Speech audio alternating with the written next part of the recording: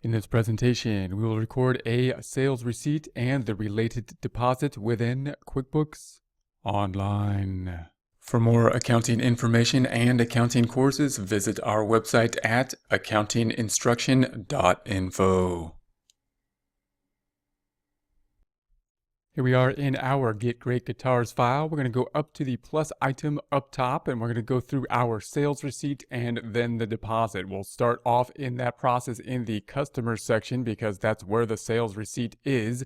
As we imagine entering the sales receipt, whenever we see sales receipt, we can imagine ourselves in the store.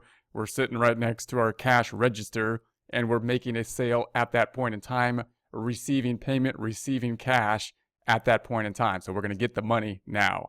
Then, after we get that money during our store time, during the day, we're going to go to the bank at the end of the night, and we're going to deposit that. And in QuickBooks, as we do that, we will group the related deposits that we have together for the sales that we have collected in that day and or for receipts of payment that we got for sales in the past we charged with invoices.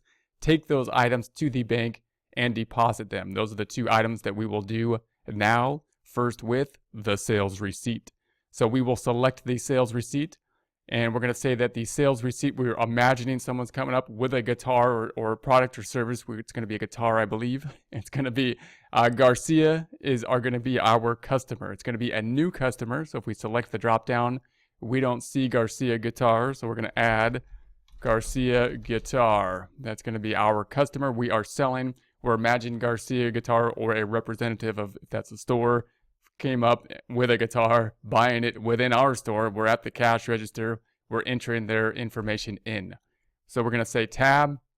Now, again, we would want to enter all the details for a customer to send them our newsletter and get them all involved in all the stuff we do. But we're going to just have the name here to enter the sales receipt and collect the money. That's the minimum to collect the payment at this time, as is what we'll do here.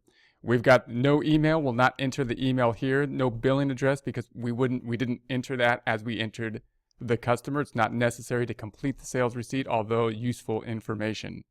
The date we're going to say is 02/12/2019 or February 12th, 2019.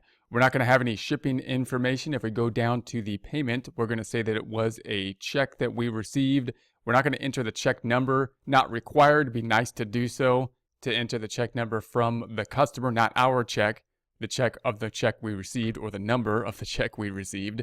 Then we have the undeposited funds. We're going to put them into undeposited funds rather than the bank, and then go to the bank at the end of the day and group the deposits we have for that day at the same time as we make our daily deposit. So therefore, it's going to go into undeposited funds.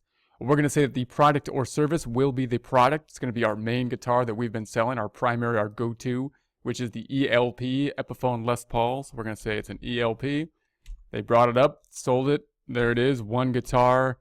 It's going to be the rate of $500, the amount of $500. It is subject to sales tax because in our system, we're saying that the inventory will be subject to sales tax and the service items will not.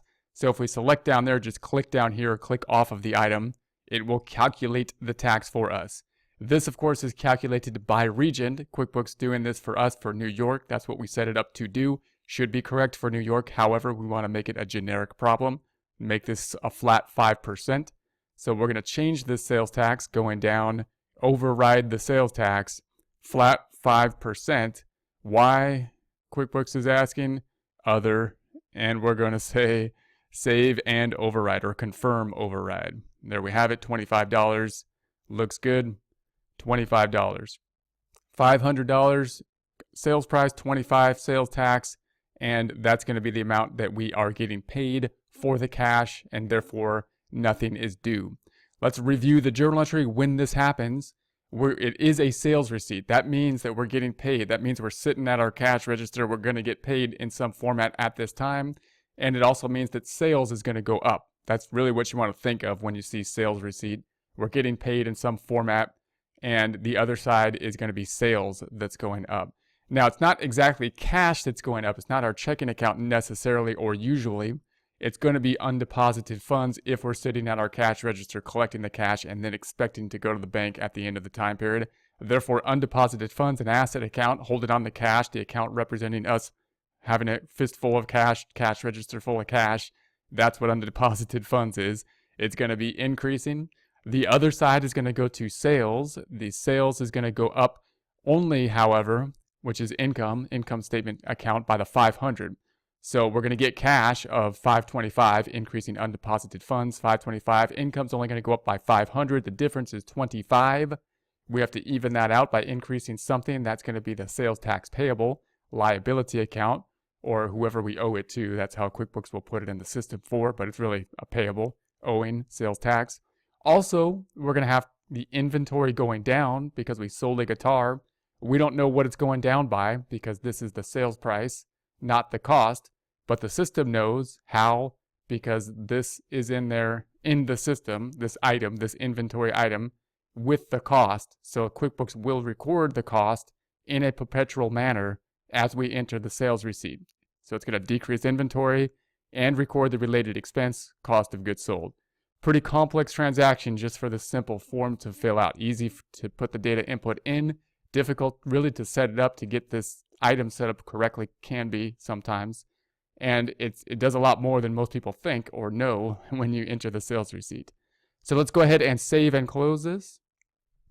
Then we'll go to our forms and take a look at that real quick. So we're going to go to the reports on the left. We're going to go to our favorite report, that being the balance sheet. We'll scroll up top, changing that date from 01/01/19 to 12/31/19. That's January through December 2019. Run that report.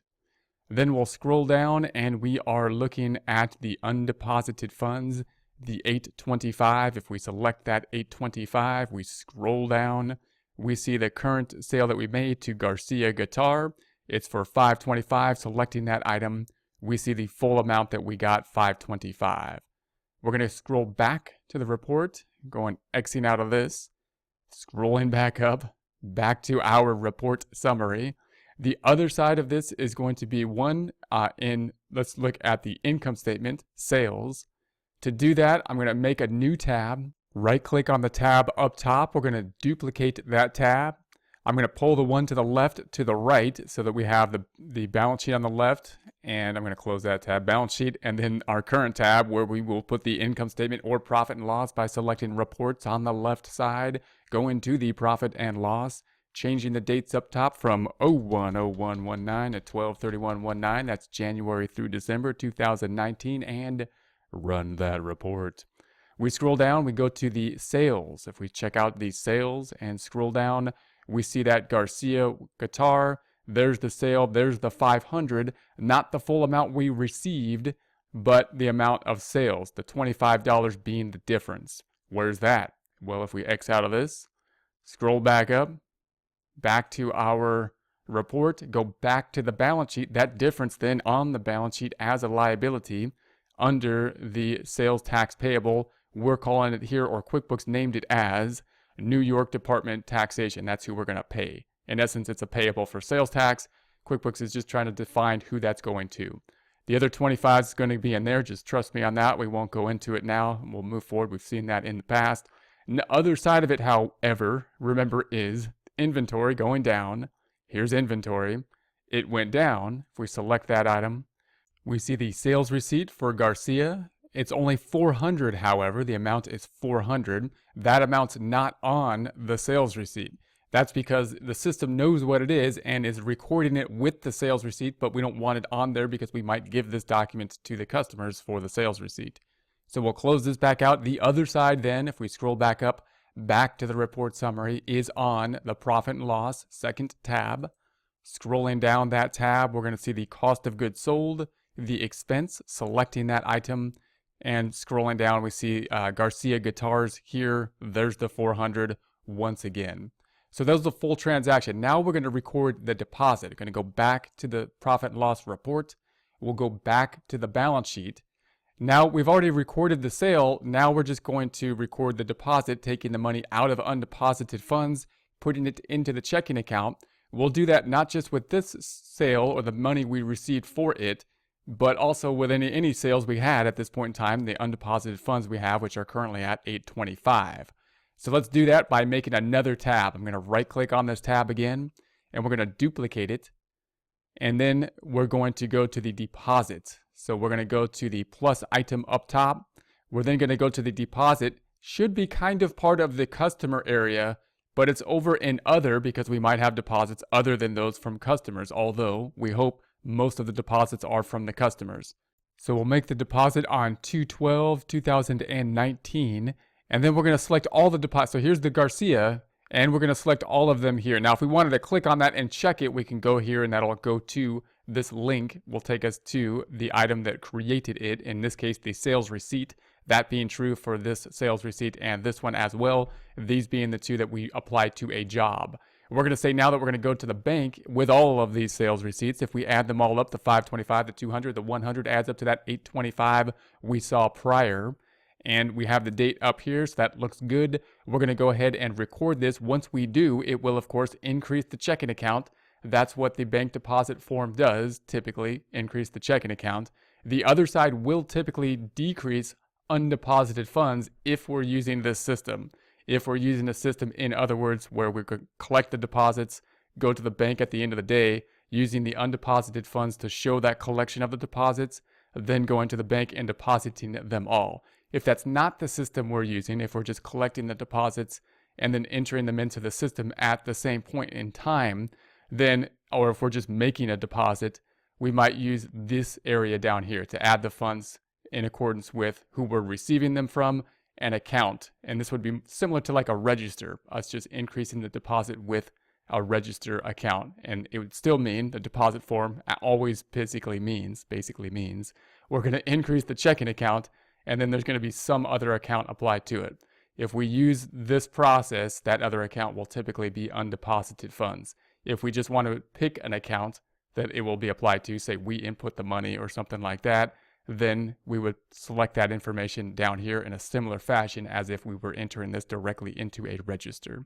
So let's save and close and check out what happened. We're going to go to the balance sheet, left tab first. We will run that report again just to refresh it, make sure everything's up to date. Looks like it updated. That's good. We'll select the 104,793 and see if we scroll down, we now should have that deposit, the 825. There it is. Selecting that deposit, we will then see what that deposit consists of. And then we'll close this back out, scrolling back up top and going back to the report summary. And then in the report summary, the other side went to undeposited funds, it now being 0. That's a good sign. Nice that the 0 is still there, so we could see the detail by selecting it and then scrolling down and seeing that that undeposited fund had been deposited, and the 825 is broken out in its components, the 200, the 525, and the 100. So we see the detail here. If we select any of them, it will take us to the full deposit of the 825, consisting of the 525, the 200, and the 100. For more accounting information and accounting courses, visit our website at accountinginstruction.info.